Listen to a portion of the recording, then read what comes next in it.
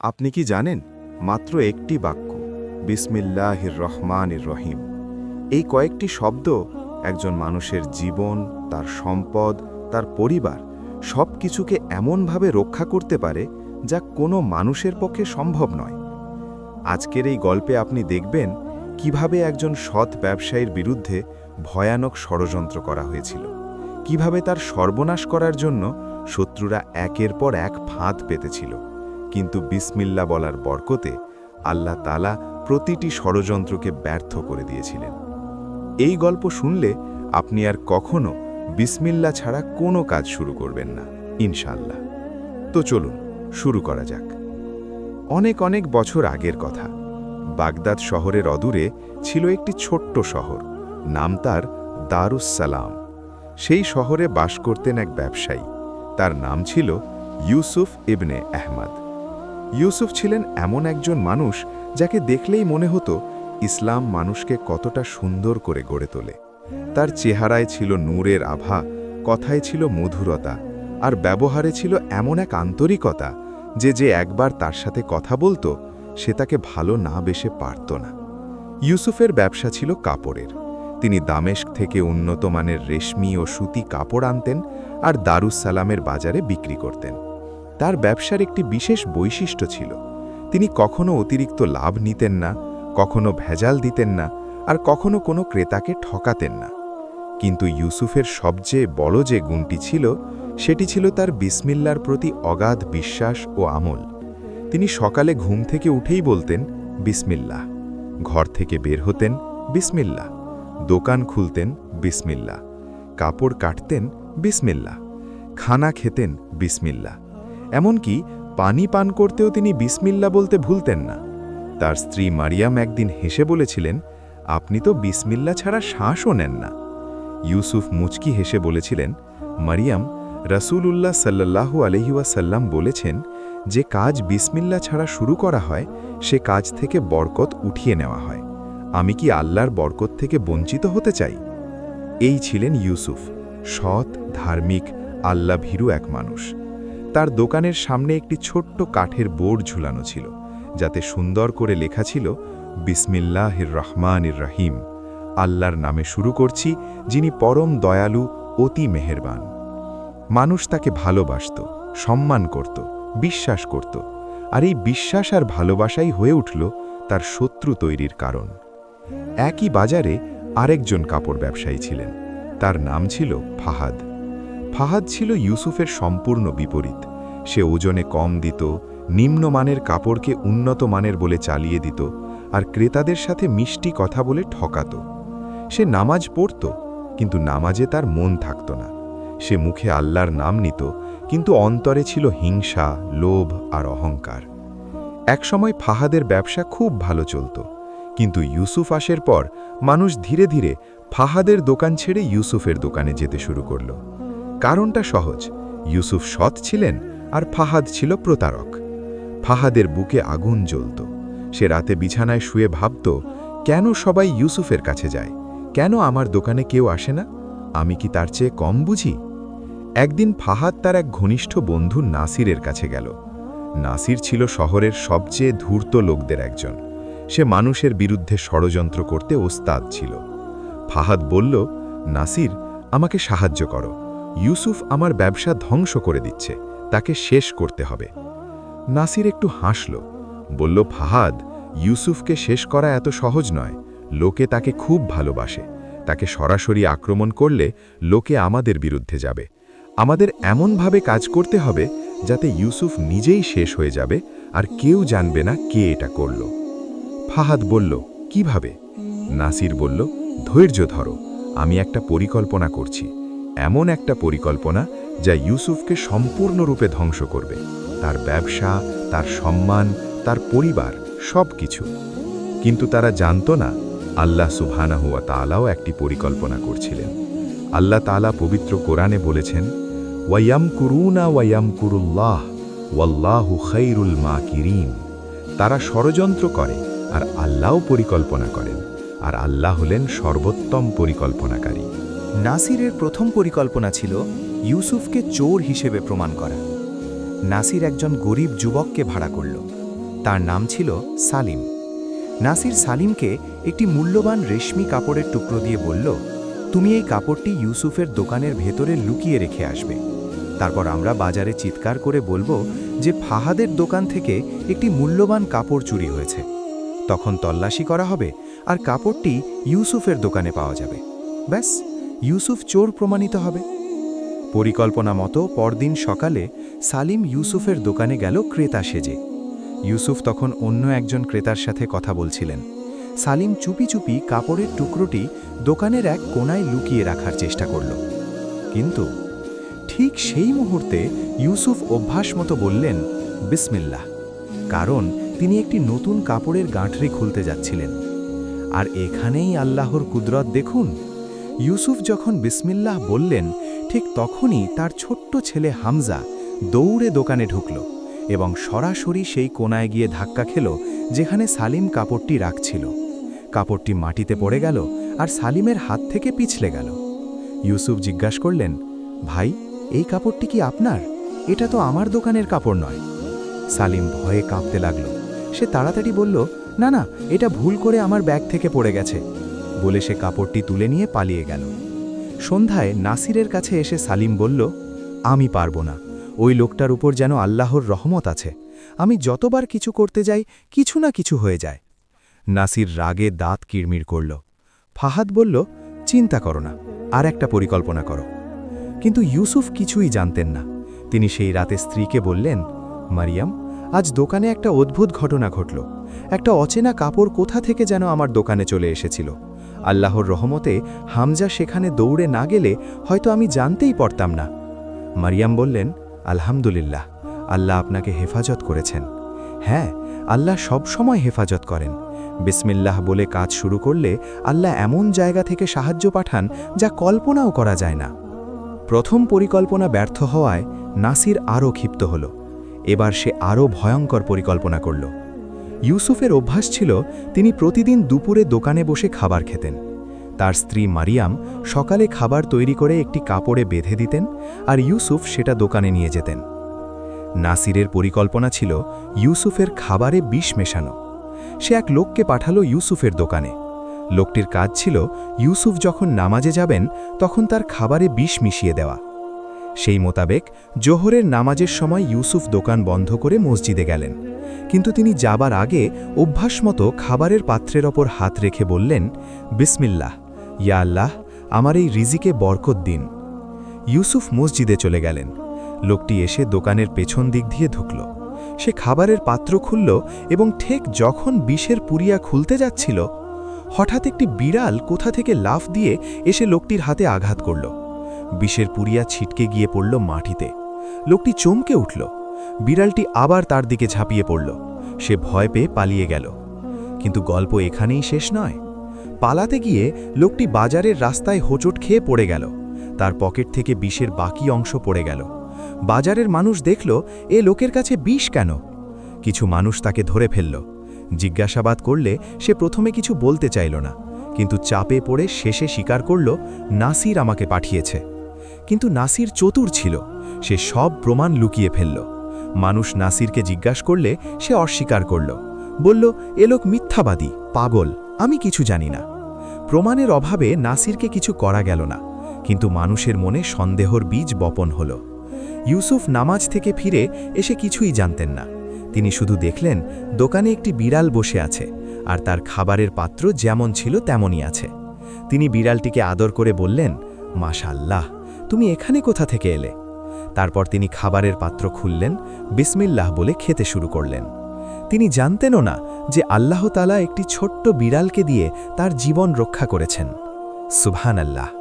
আল্লাহ তাআলা বলেন, ওয়ামা ইয়ালামু জুনুদা রব্বিকা ইল্লা হুয়া, আর তোমার রবের সৈন্যবাহিনী সম্পর্কে তিনি ছাড়া আর কেউ জানে না। সূরা মুদ্দাসসির, আয়াত ৩১। আল্লাহর সৈন্য কোথা থেকে আসবে, কখন আসবে তা কেউ জানে না। কখনো একটি বিড়াল, কখনো একটি পিঁপড়ে, কখনো একটি বাতাসের ঝাপটা। আল্লাহ যাকে ইচ্ছা তাকেই মাধ্যম বানান। দুটি পরিকল্পনা ব্যর্থ হওয়ায় ফাহাদ আর নাসির এবার সম্পূর্ণ ভিন্ন পথে গেল। নাসির বলল, শারীরিকভাবে ক্ষতি করা যাচ্ছে না, তাহলে অর্থনৈতিকভাবে ধ্বংস করব, তার ব্যবসা শেষ করে দেব। পরিকল্পনা ছিল এমন, ইউসুফ যে দামেশকি ব্যবসায়ীর কাছ থেকে কাপড় আনতেন, নাসির সেই ব্যবসায়ীর কাছে গিয়ে ইউসুফের বিরুদ্ধে মিথ্যা কথা বলল।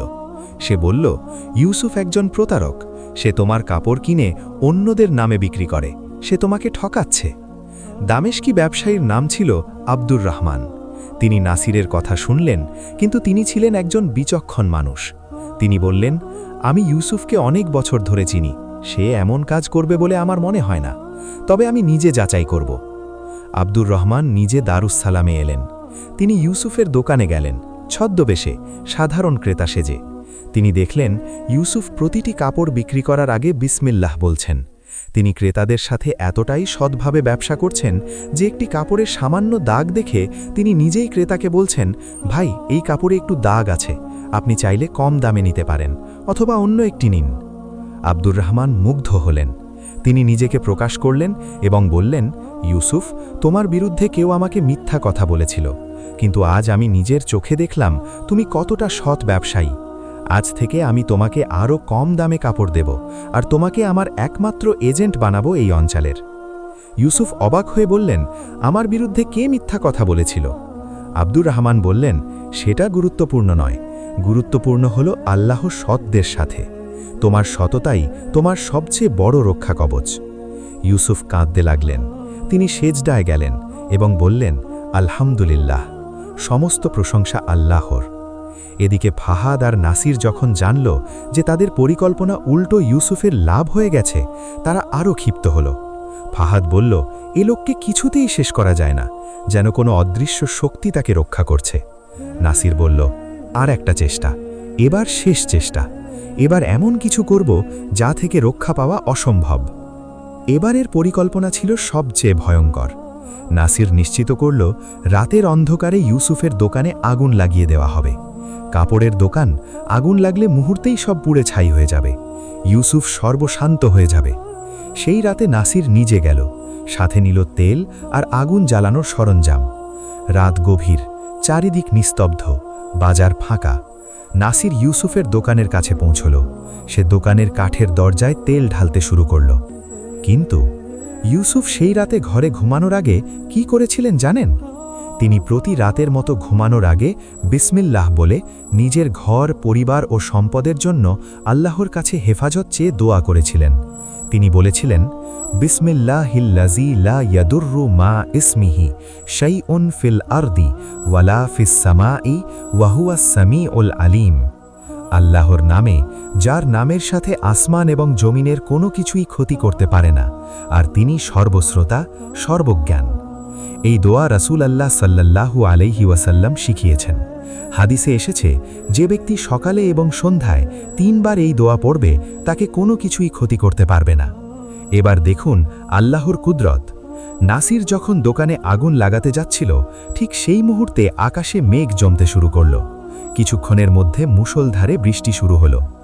এমন বৃষ্টি যেমন বৃষ্টি সেই মৌসুমে কখনো হয়নি। নাসির তেল ঢেলেছিল, কিন্তু বৃষ্টিতে সব ধুয়ে গেল। সে বারবার আগুন জ্বালানোর চেষ্টা করল, কিন্তু বৃষ্টি ক্রমশ তীব্র হতে লাগল। শেষ পর্যন্ত সে ভিজে একাকার হয়ে পালিয়ে গেল। পরদিন সকালে ইউসুফ দোকানে এসে দেখলেন দোকানের সামনে তেলের দাগ, কিন্তু বৃষ্টিতে সব ধুয়ে প্রায় পরিষ্কার হয়ে গেছে। তিনি একটু অবাক হলেন, কিন্তু বিশেষ গুরুত্ব দিলেন না। তিনি দোকান খুললেন বিসমিল্লাহ বলে। আল্লাহু আকবার। আল্লাহ তাআলা আসমান থেকে বৃষ্টি পাঠিয়ে তার বান্দার সম্পদ রক্ষা করলেন। এটাই হলো বিসমিল্লাহর বরকত। এটাই হলো আল্লাহর উপর তাওয়াক্কুলের ফল। কোরআনে আল্লাহ বলেন, ওয়ামান ইয়াতাওয়াক্কাল আলাল্লাহি ফাহুয়া হাসবুহু। আর যে আল্লাহর উপর ভরসা করে, তার জন্য আল্লাহই যথেষ্ট। সূরা তালাক, আয়াত 3। 4টি পরিকল্পনা ব্যর্থ হওয়ায় ফাহাদ ভেঙে পড়ল, কিন্তু নাসির হাল ছাড়ল না। এবার সে সবচেয়ে নিকৃষ্ট পরিকল্পনা করল, ইউসুফের স্ত্রী মারিয়ামের বিরুদ্ধে মিথ্যা অপবাদ ছড়ানো। সে বাজারে গুজব ছড়াল যে মারিয়াম একজন অসৎ নারী। সে মানুষের কানে কানে বিষ ঢালল। এই অপবাদ ইউসুফের কানে পৌঁছাল। ইউসুফের চোখ দিয়ে পানি পড়ল। তিনি কাঁপতে লাগলেন, রাগে নয়, কষ্টে। তার মারিয়াম, যে নারী ফজরের আগে উঠে তাহাজ্জুদ পড়েন, যে নারী প্রতিদিন কুরআন তিলাওয়াত করেন, যে নারী গরিবদের খাবার দেন, তার বিরুদ্ধে এমন জঘন্য মিথ্যা। কিন্তু ইউসুফ ধৈর্য ধরলেন। তিনি মারিয়ামকে বললেন, মারিয়াম, মানুষ তোমার বিরুদ্ধে মিথ্যা বলছে, কিন্তু আমি তোমাকে বিশ্বাস করি, কারণ আমি তোমার ঈমান জানি, আর আল্লাহ সত্য জানেন। আমরা ধৈর্য ধরব। মারিয়াম কাঁদতে কাঁদতে বললেন, আমি আল্লাহর কাছে বিচার চাই। ইউসুফ বললেন, বিচার আল্লাহই করবেন। তিনি সেই রাতে দীর্ঘ সময় তাহাজ্জুদের নামাজ পড়লেন। সিজদায় গিয়ে কাঁদতে কাঁদতে বললেন, ইয়া আল্লাহ, বিস্মিকা আহিয়া ওয়া বিস্মিকা আমুত। তোমার নামেই আমি বাঁচি, তোমার নামেই আমি মরি। তুমি আমাদের হেফাজত করো, তুমি সত্য প্রকাশ করো। আর আল্লাহ তাআলা সত্য প্রকাশ করলেন। কিভাবে? নাসির যে লোকদের দিয়ে গুজব ছড়িয়েছিল, তাদের মধ্যে একজন ছিল জুবায়ের। জুবায়েরের অন্তরে এখনও কিছু ঈমান অবশিষ্ট ছিল। সে রাতে ঘুমাতে পারল না। তার বিবেক তাকে কুড়ে কুড়ে খেতে লাগল। পরদিন সে মসজিদে গিয়ে ইমাম সাহেবের কাছে সব কিছু স্বীকার করল। বলল, হুজুর, আমি একটি ভয়ানক পাপ করেছি। নাসির আর ফাহাদ আমাকে দিয়ে মারিয়ামের বিরুদ্ধে মিথ্যা অপবাদ ছড়িয়েছে। এটা সম্পূর্ণ মিথ্যা। ইউসুফ আর তার পরিবার সম্পূর্ণ নির্দোষ। ইমাম সাহেব জুমার খুতবায় এই বিষয়টি উল্লেখ করলেন। তিনি বললেন, হে মুসলমানগণ, তোমাদের মধ্যে কেউ কেউ একজন সৎ নারীর বিরুদ্ধে মিথ্যা অপবাদ ছড়িয়েছ। আল্লাহ তাআলা সূরা নূরে বলেছেন, ইন্নাল্লাযীনা ইয়ারমুনাল মুহসানাতিল গাফিলাতিল মুকমিনাতি লুইনু ফিদ দুনিয়া ওয়াল আখিরাতি ওয়া লাহুম আযাবুন আযীম। যারা সতীসাধ্যী নির্দোষ মুমিন নারীদের বিরুদ্ধে অপবাদ দেয়, তারা ইহকাল ও পরকালে অভিশপ্ত। তাদের জন্য আছে মহাশাস্তি। সূরা নূর আয়াত 23। তোমরা তওবা করো, অন্যথায় আল্লাহর আযাব থেকে তোমাদের কেউ বাঁচাতে পারবে না। সমস্ত শহর জেনে গেল ইউসুফ আর মারিয়াম নির্দোষ, আর ফাহাদ ও নাসির হল ষড়যন্ত্রকারী। মানুষ ফাহাদের দোকানে যাওয়া সম্পূর্ণ বন্ধ করে দিল। নাসিরকে কেউ মুখ দেখাতে চাইল না। ফাহাদের ব্যবসা পুরোপুরি ধ্বংস হয়ে গেল। সে দেউলিয়া হয়ে শহর ছেড়ে চলে যেতে বাধ্য হল। আর নাসির সে এমন মানসিক যন্ত্রণায় ভুগতে লাগল যে সে রাতে ঘুমাতে পারত না। তার বিবেক তাকে এতটাই কষ্ট দিতে লাগল যে শেষ পর্যন্ত একদিন সে ইউসুফের দোকানে এসে হাজির হল। নাসির ইউসুফের সামনে এসে দাঁড়াল। তার চোখ লাল, চেহারা ফ্যাকাশে, শরীর কাঁপছে। সে বলল, ইউসুফ। ইউসুফ তাকিয়ে দেখলেন, চিনতে পারলেন। নাসির হাঁটুতে ভর দিয়ে বসে পড়ল। কাঁদতে কাঁদতে বলল, ইউসুফ, আমি তোমার ক্ষতি করতে চেয়েছিলাম। তোমার দোকানে চুরির জিনিস রাখতে চেয়েছিলাম, তোমার খাবারে বিষ দিতে চেয়েছিলাম, তোমার দোকানে আগুন লাগাতে চেয়েছিলাম, তোমার স্ত্রীর বিরুদ্ধে মিথ্যা ছড়িয়েছিলাম। কিন্তু প্রতিবার কিছু না কিছু হয়ে যেত আর আমার পরিকল্পনা ব্যর্থ হতো। আমি বুঝতে পারছি তোমাকে আল্লাহ রক্ষা করছেন, তোমার সাথে আল্লাহ আছেন। আমি একজন পাপী, অপরাধী। আমি তোমার কাছে ক্ষমা চাই। ইউসুফ নীরবে দাঁড়িয়েছিলেন। তার চোখ দিয়েও পানি পড়ছিল। তিনি নাসিরকে উঠিয়ে ধরলেন, তাকে জড়িয়ে ধরলেন। বললেন, নাসির, আমি তোমাকে ক্ষমা করে দিলাম, কিন্তু তুমি আল্লাহর কাছে ক্ষমা চাও। তিনি আসল ক্ষমাকারী। আর জেনে রাখো, আমাকে আল্লাহ রক্ষা করেছেন, কিন্তু আমি কোনো বিশেষ মানুষ নই। আমি শুধু একটি কাজ করি, প্রতিটি কাজ আল্লাহর নামে শুরু করি। বিসমিল্লাহ, এই একটি বাক্য আমার জীবনের রক্ষা কবচ। যখন তুমি আল্লাহর নামে কাজ শুরু করো, তখন আল্লাহ সেই কাজের দায়িত্ব নিয়ে নেন। তুমিও বিসমিল্লাহ বলো, তুমিও আল্লাহর দিকে ফিরে এসো। আল্লাহ তাওবা কবুল করেন। নাসির সেদিন তাওবা করল। সে সত্যিকারের তাওবা করল। সে তার জীবন পরিবর্তন করল। পরবর্তীতে সে নিজেও একজন সৎ মানুষ হয়ে গেল আর ইউসুফের ঘনিষ্ঠ বন্ধু হয়ে গেল। সুবহানাল্লাহ। প্রিয় দর্শক, এই গল্প থেকে আমরা অনেকগুলো গুরুত্বপূর্ণ শিক্ষা পাই। প্রথম শিক্ষা, বিসমিল্লাহর শক্তি অসীম। বিসমিল্লাহির রহমানির রাহিম, এটা শুধু একটি বাক্য নয়, এটা হলো আল্লাহর সাথে সংযোগের চাবি। যখন আপনি বিসমিল্লাহ বলে কোনো কাজ শুরু করেন, তখন আপনি আসলে আল্লাহকে বলছেন, ইয়া আল্লাহ, আমি তোমার নামে শুরু করছি, তুমি আমার সাথে থাকো। আর আল্লাহ সেই বান্দার সাথে থাকেন। রাসূলুল্লাহ সাল্লাল্লাহু আলাইহি ওয়াসাল্লাম বলেছেন, যে কোনো গুরুত্বপূর্ণ কাজ যদি বিসমিল্লাহ ছাড়া শুরু করা হয় তাহলে সেই কাজ বরকতশূন্য হয়ে যায়। দ্বিতীয় শিক্ষা, ষড়যন্ত্র কখনো তাকদীরকে পরাজিত করতে পারে না। মানুষ পরিকল্পনা করে, কিন্তু আল্লাহ পরিকল্পনা করেন, আর আল্লাহর পরিকল্পনা সর্বদাই বিজয়ী হয়। কোনো মানুষ যদি আল্লাহর রক্ষায় থাকে তাহলে সমস্ত পৃথিবী একত্র হলেও তার ক্ষতি করতে পারবে না। রাসূলুল্লাহ সাল্লাল্লাহু আলাইহি ওয়াসাল্লাম ইবনে আব্বাস রাদিয়াল্লাহু আনহুকে বলেছিলেন, জেনে রাখো, যদি সমস্ত উম্মত একত্র হয়ে তোমার কোনো উপকার করতে চায় তাহলে তারা কেবলমাত্র ততটুকুই উপকার করতে পারবে যতটুকু আল্লাহ তোমার জন্য লিখে রেখেছেন। আর যদি তারা সবাই মিলে তোমার ক্ষতি করতে চায় তাহলে তারা কেবলমাত্র ততটুকুই ক্ষতি করতে পারবে যতটুকু আল্লাহ তোমার বিরুদ্ধে লিখে রেখেছেন। কলম তুলে নেওয়া হয়েছে আর পৃষ্ঠা শুকিয়ে গেছে। তৃতীয় শিক্ষা, সততাই সবচেয়ে বড় রক্ষা কবচ। ইউসুফকে তার সততাই বাঁচিয়েছে। যে ব্যক্তি সৎ, যে আল্লাহকে ভয় করে, যে মানুষের সাথে ন্যায়সঙ্গত আচরণ করে, আল্লাহ তাকে কখনো অপমানিত করেন না, বরং আল্লাহ তার শত্রুদেরকে তারই সামনে অপমানিত করেন। চতুর্থ শিক্ষা, হিংসা মানুষকে ধ্বংস করে। ফাহাদের হিংসা তার নিজেকেই ধ্বংস করেছে। সে ইউসুফের ক্ষতি করতে চেয়েছিল, কিন্তু শেষ পর্যন্ত সে নিজেই সর্বশান্ত হয়ে গেল। হিংসা হলো এমন একটি আগুন যা অন্যকে পোড়ানোর আগে নিজেকে পোড়ায়। রাসূলুল্লাহ সাল্লাল্লাহু আলাইহি ওয়াসাল্লাম বলেছেন, তোমরা হিংসা থেকে বেঁচে থাকো, কারণ হিংসা নেক আমলকে এমনভাবে খেয়ে ফেলে যেমন আগুন কাঠকে খেয়ে ফেলে। আবু দাউদ। পঞ্চম শিক্ষা, ক্ষমা করা মহানুভবতার লক্ষণ। ইউসুফ তার শত্রুকে ক্ষমা করে দিয়েছিলেন। এটাই ইসলামের শিক্ষা। আল্লাহ তাআলা বলেন, ওয়াল ইয়াফু ওয়াল ইয়াসফাহু আলা তুহিব্বুনা আন ইয়াগফিরাল্লাহু লাকুম। তারা যেন ক্ষমা করে, মার্জনা করে। তোমরা কি চাও না যে আল্লাহ তোমাদের ক্ষমা করেন? সূরা নূর আয়াত 22। প্রিয় দর্শক, আজ থেকে একটি প্রতিজ্ঞা করুন, প্রতিটি কাজ বিসমিল্লাহ বলে শুরু করবেন।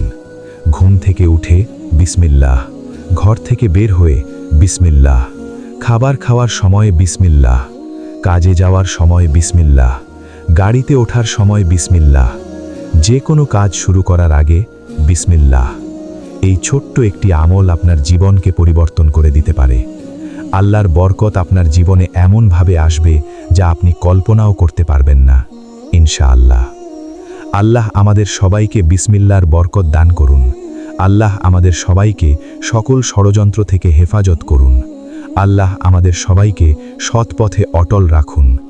আমিন ইয়া রাব্বাল আলামিন। ভিডিওটি ভালো লাগলে লাইক করুন, শেয়ার করুন আর চ্যানেলটি সাবস্ক্রাইব করুন। আর কমেন্টে লিখুন, আপনি কি আজ থেকে প্রতিটি কাজে বিসমিল্লাহ বলার প্রতিজ্ঞা করছেন? আল্লাহ হাফেজ।